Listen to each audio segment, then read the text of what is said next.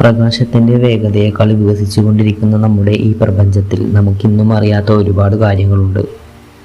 അവയിൽപ്പെട്ട dark എനർജിയും dark മാറ്ററുമാണ് നമ്മൾ ഇന്ന് സംസാരിക്കാൻ പോകുന്നത്.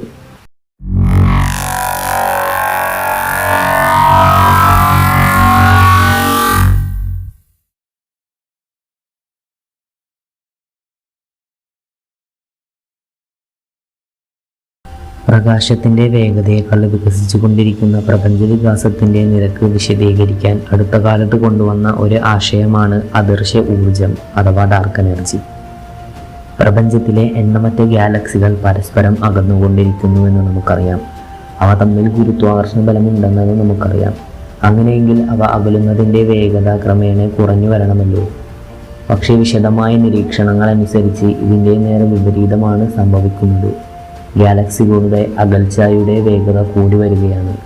നമുക്കിനിയും മനസ്സിലാകാൻ കഴിഞ്ഞിട്ടില്ലാത്ത ഏതോ ഊർജം അകലെയുള്ള ഗാലക്സികളെ കൂടുതൽ അകലേക്ക് പായിക്കുന്നു. ഈ ഊർജത്തിനാണ് ഇരുണ്ട ഊർജം അഥവാ ഡാർക്ക് എനർജി എന്ന് പറയുന്നത്.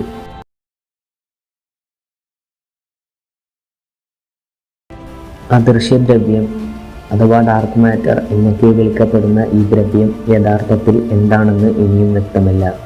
ഗ്രഹങ്ങളിലും നക്ഷത്രങ്ങളിലുമൊക്കെയായി നാം കണ്ടിട്ടുള്ള ദ്രവ്യത്തിൻ്റെ പല മടങ്ങ് വരും ഡാർക്ക് മാറ്റർ.